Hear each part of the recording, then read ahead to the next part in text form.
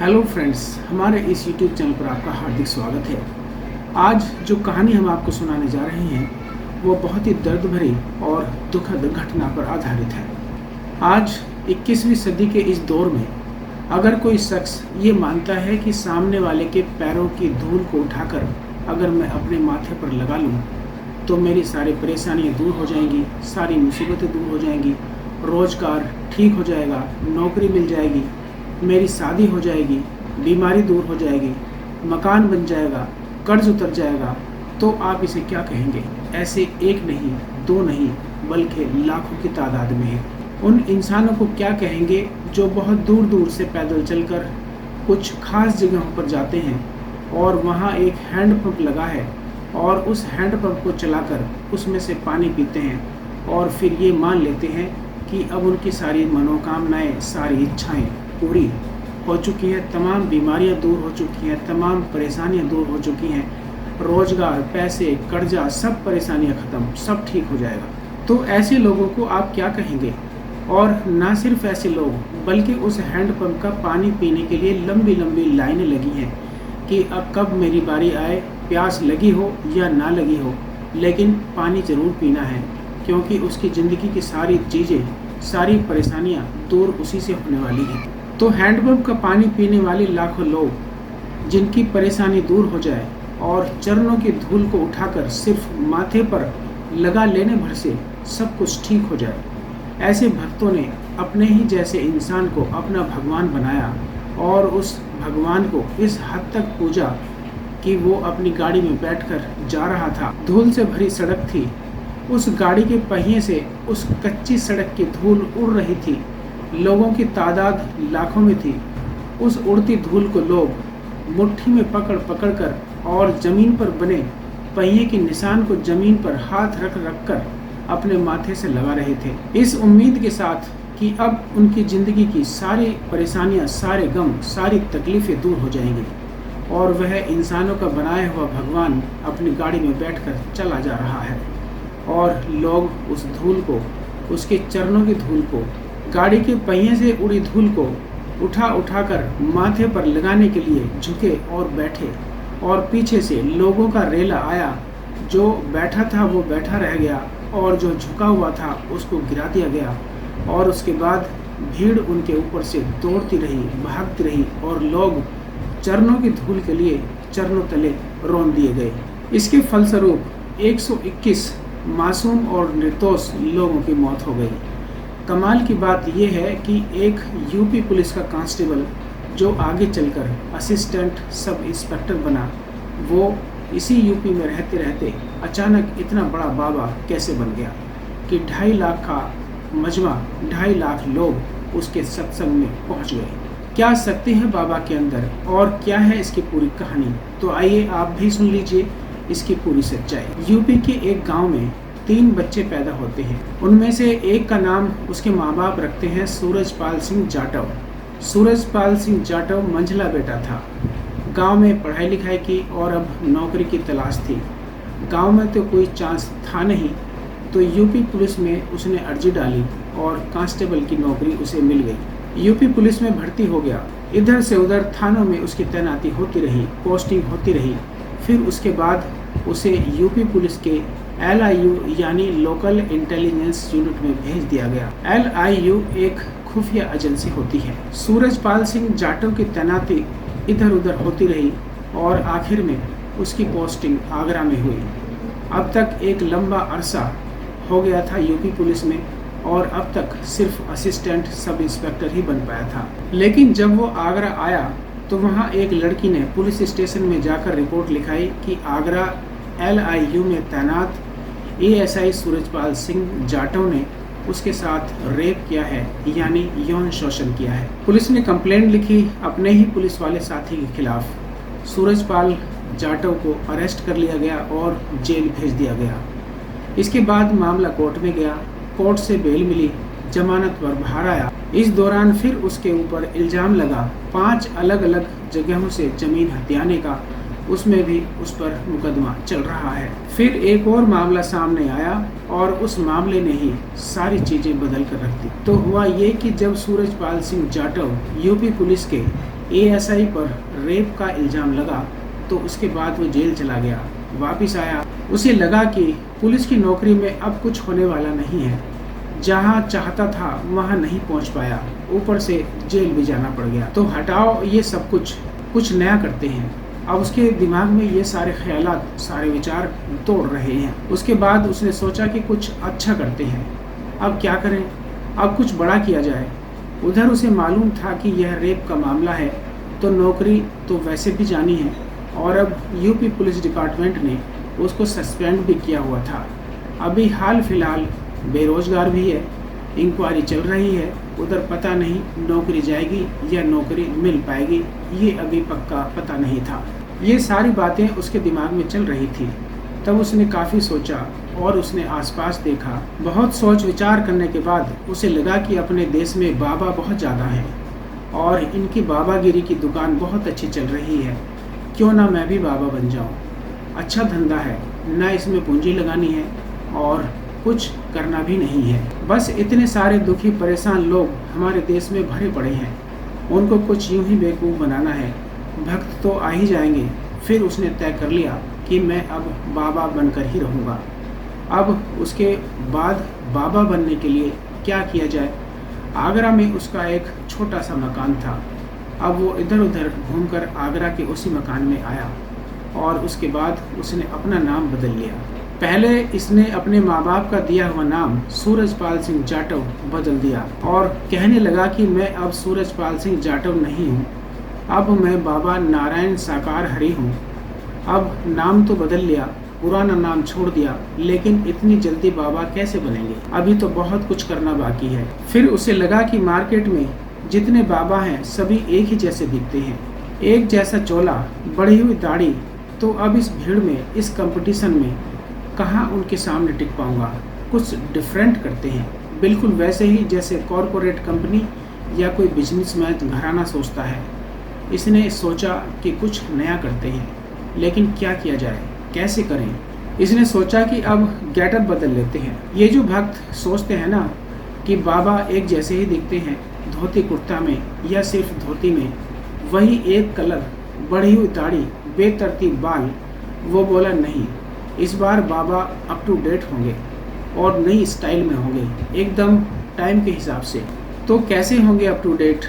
उसने अपने बाबा बनने के लिए अपने कपड़ों का कलेक्शन चुना और कलर भी चुना। उसने कहा ये वाले जो बाबा हैं वो बिल्कुल वेल सूटेड बूटेड होंगे, white coat, white pant, white shirt और नीले रंग की टाई। यह उसने अपने बाबा के गेटअप के लिए यह ड्रेस तैयार किया। अब इसके बाद इसी ड्रेस में सूट बूट टाई लगाकर आगरा के इस छोटे से मकान में उसने अपना पहला आश्रम बनाया और वहीं बैठना शुरू कर दिया। अब क्या किया जाए। चलो गेटअप भी तैयार हो गया, बाबा भी बन गए। पहली बार भारत में सूट बूट वाले बाबा बने। अब बाकी बाबा सब पुराने हो गए थे, लेकिन अब बाबागिरी की दुकान चमकाने के लिए क्या किया जाए। जैसे आपकी कोई दुकान होती है या शोरूम होता है और उसमें वो चीज़ें रखी जाती हैं जिससे लोगों को और ग्राहकों को आप अट्रैक्ट कर सकें। तो बाबा ने बाकी तो सब तैयारी कर ली थी, अब भक्त क्यों आएंगे, आपके पास ऐसी क्या खास बात है। तो बाबा ने फिर 2 ब्रांड नए निकाले। एक, उन्होंने ये धीरे धीरे प्रचार करना शुरू किया कि मेरी सीधी भगवान से मुलाकात है और भगवान ने मुझे कुछ वरदान दिया है और उन्होंने कहा है जाओ भक्तों का कष्ट दूर करो। तो भगवान से मुलाकात के बाद मैंने अपनी नौकरी छोड़ दी, ये दुनियादारी छोड़ दी और अब बस मैं अपने भक्तों की सेवा में आ गया हूँ। यह पहली चीज़ थी जो भक्तों तक उसने पहुँचाई थी। बंदा भगवान से मिल चुका है, भगवान ने कहा जाओ भक्तों की परेशानी दूर करो। तो परेशानी दूर कैसे करोगे, तुम्हारे पास प्रोडक्ट क्या है। बहुत सारे बाबा प्रसाद देते हैं और बहुत सारे लोग कई चीज़ें करते हैं, तो आपके पास क्या है मार्केटिंग का। उसने इसका भी हल निकाला। उसने कहा कि भगवान ने मुझे वरदान दिया है और जितने मेरे भक्त कष्टों में हैं उनका कष्ट दूर होगा। वो जब भी मेरे पास आएंगे मेरे दर्शन के लिए, सिर्फ मेरे इस हैंडपंप से पानी पिएंगे और उनकी सारी मुश्किलें, सारे दुख दर्द दूर हो जाएंगे। अब धीरे धीरे उनके पास गमगीन और परेशान लोग जिनको उम्मीद की किरण नजर आई उस तरफ दौड़ पड़ते हैं। और सोचते हैं कि यदि पानी पीने से सारी मुश्किलें दूर हो जाती हैं तो इसमें नुकसान ही क्या है, फ्री में है, पानी तो वैसे भी हम पीते हैं या पी के देख लेते हैं, इससे फ़ायदा होता है तो इसमें बुराई ही क्या है। कई बार ऐसा होता है कि कुछ लोगों ने पानी पिया और उनमें से किसी एक या दो का काम बन गया, रुपए उधार दिए थे और मिल नहीं रहे थे तो पानी पीने के बाद मिल गए, नौकरी नहीं लग रही थी बहुत दिनों से और पानी पीने के बाद नौकरी मिल जाए, और उसी दौरान कोई बे औलाद है, अचानक पता चले कि वो प्रेग्नेंट हो गई है, तो क्या करेंगे। तो कुछ लोगों का काम इत्तेफाक से हो गया, उसके बाद इसी चीज़ का ढिंढोरा पीटना शुरू हो गया।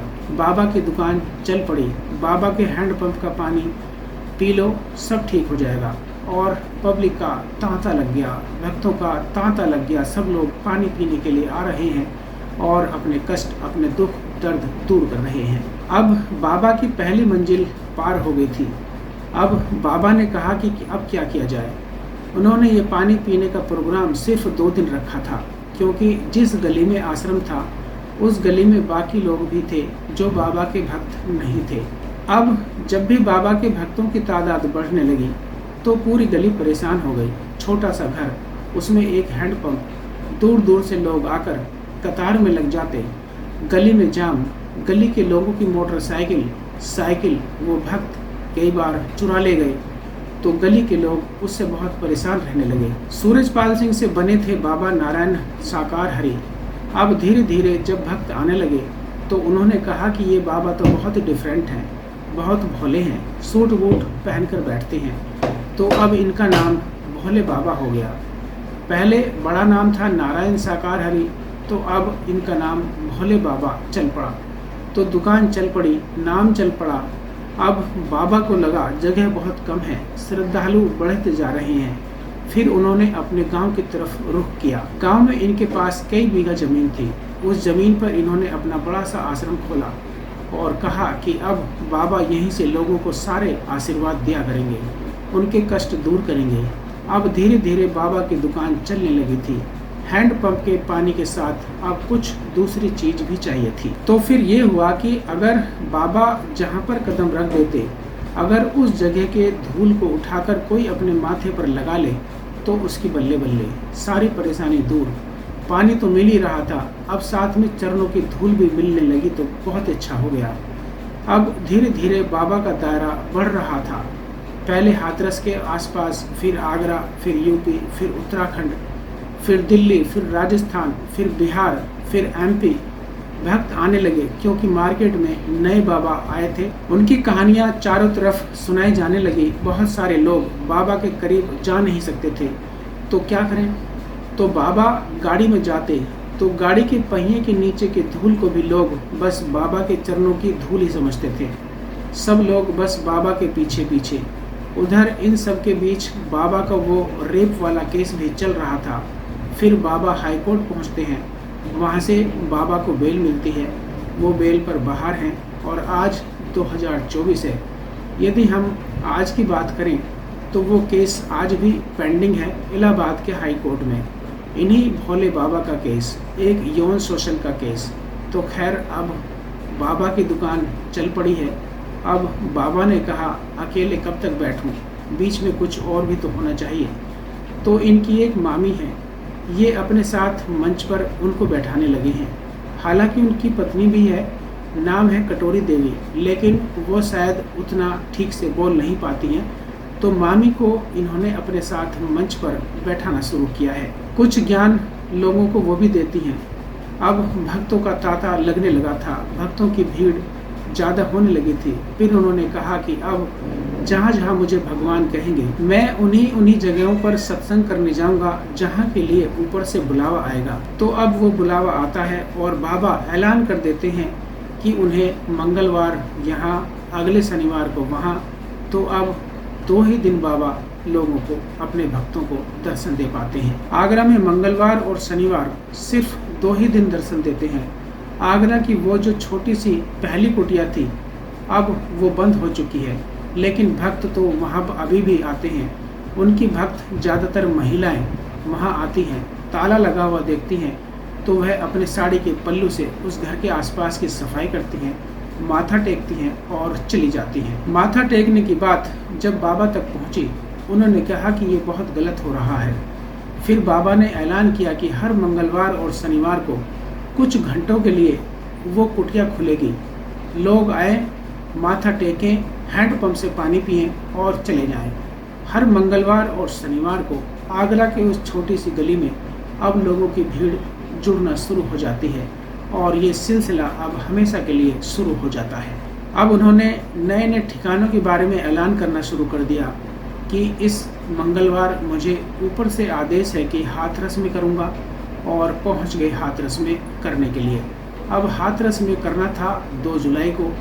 तो इसकी कहानी क्या है, तो कहीं पर भी आप जाते हैं तो आपको पुलिस प्रशासन से कुछ जरूरी इजाज़त लेनी होती है। तो बाबा के एक मुख्य सेवक हाथरस में पुलिस स्टेशन में जाकर कहते हैं कि 2 जुलाई के दिन बाबा का सत्संग होने वाला है, तो हमें इजाज़त दे दीजिए।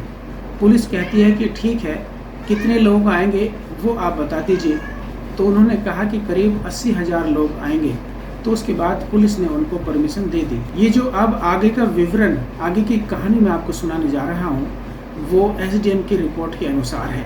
एसडीएम की रिपोर्ट के अनुसार भोले बाबा करीब 12:30 पर प्रवचन देने के लिए पंडाल में पहुंचते हैं। करीब 1:04 पर प्रवचन समाप्त करके बाबा पंडाल से निकल गए हाईवे नंबर 51 पर। अब वे एटा की तरफ जा रहे थे। जिस रास्ते से बाबा जा रहे थे, उस रास्ते पर भक्तों की भीड़ उनके दर्शन और उनके चरण छूने और उनके चरणों की धूल लेने के लिए और उसको धूल को माथे पर लगाने के लिए इंतजार कर रही थी।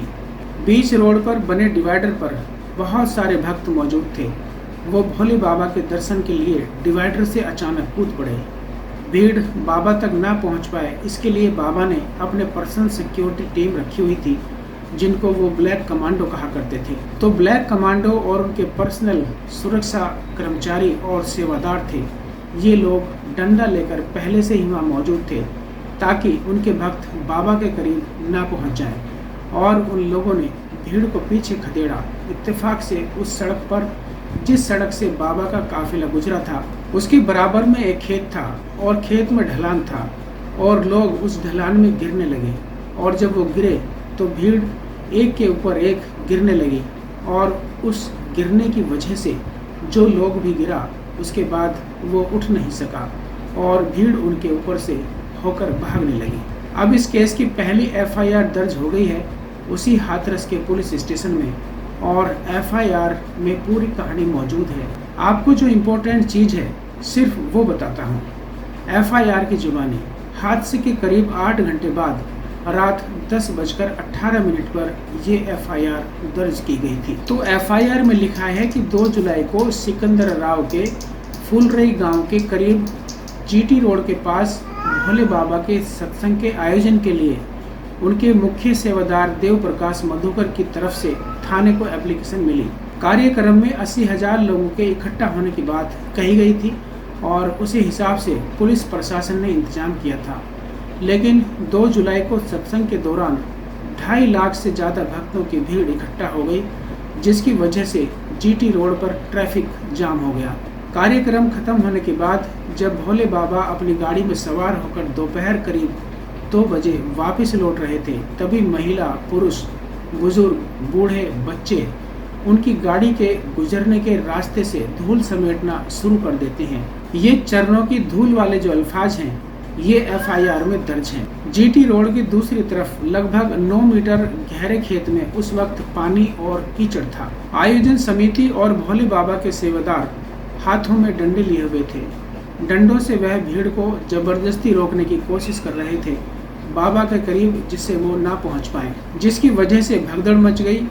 भगदड़ के बाद बाबा के तमाम सेवादार, सिक्योरिटी गार्ड, आयोजनकर्ता सब भाग लिए। किसी ने भी अपने भक्तों की मदद नहीं की। यानी कि इस एफआईआर के हिसाब से ये जब हादसा हुआ था, उस हादसे में 121 लोग मर चुके हैं। जिस बाबा के चरणों की धूल को पाने के लिए उनके भक्त उनकी गाड़ी के पीछे दौड़ रहे थे, मर रहे थे, वो बाबा गाड़ी में बैठकर इन भक्तों को देख रहा था और चले जा रहा था। और बेशर्मी का आलम तो देखिए कि ये तक कोशिश नहीं की उस बाबा ने कि उसी वक्त गाड़ी को रोके और भक्तों को समझाए, घायलों को देखे। और बाबा के काफिले में बहुत सारी गाड़ियाँ थी और उन गाड़ियों में उनके ब्लैक कैट कमांडो, उनके सेवादार, उनके सिक्योरिटी के लोग, वे सारी गाड़ियाँ निकल गई।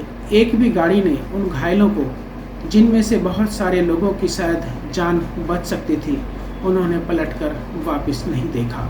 इंसानों को बनाए हुआ भगवान अपने भक्तों को अपनी आंखों के सामने मरता हुआ देखता रहा और वहां से भागता रहा, पलट कर नहीं आया। आज इस हादसे को 24 घंटे से भी ज़्यादा वक्त हो गया है और यह इंसानों का बनाया हुआ भगवान, यह भोले बाबा भागा हुआ है। पुलिस जगह जगह उसको ढूंढ रही है, अभी तक पुलिस के हाथ नहीं आया है। सोचिए इन लोगों को क्या कहेंगे। इसलिए कहते हैं भक्ति और अंधभक्ति में बहुत ज़्यादा फर्क है। जिसको सबने सर माथे पर बिठाया, जिसके चरणों की धूल को माथे पर लगाया, वो उन्हीं लोगों को अपनी नज़रों के सामने मरता हुआ देखता रहा और वहाँ से भाग गया। आज हमारे देश में बाबाओं की कमी नहीं है। इस भोले बाबा की दुकान बंद होगी तो मार्केट में एक नया बाबा फिर से हाजिर हो जाएगा और फिर उस बाबा के लाखों भक्त होंगे, क्योंकि धर्म, आस्था, अंधविश्वास ये वह चीज़ें हैं जो बड़ी आसानी से लोगों तक पहुंचाई जा सकती हैं। हर धर्म के लोगों को अपने धर्म में ईमान रखना चाहिए, पूरा यकीन रखना चाहिए, उनको मानना चाहिए, लेकिन थोड़ी सी अकल और समझ भी रखनी चाहिए। अगर बीमार हैं तो आप डॉक्टर के पास जाएंगे। इसमें सिर्फ बाबाओं की गलती नहीं है, हम सबकी गलती भी है जो आंख बंद करके इन लोगों पर भरोसा कर लेते हैं और उनको भगवान मान लेते हैं। यदि ऐसा ना होता तो इस हादसे में 121 मासूम लोगों की जान नहीं जाती। जो नकली बाबा जेल में हैं उनसे हम सबको सबक लेना चाहिए। लेकिन इसका दूसरा पहलू भी है। आम लोग इतने परेशान हैं और कई चीज़ों से जूझ रहे होते हैं कि उन्हें जरा सी भी उम्मीद की रोशनी नज़र आती है कहीं से भी, तो वो बेचारे उस उम्मीद में उस तरफ दौड़ पड़ते हैं और यहीं से फिर शोषण शुरू होता है। इसके लिए ज़रूरी है कि पूरे सिस्टम को बदला जाए।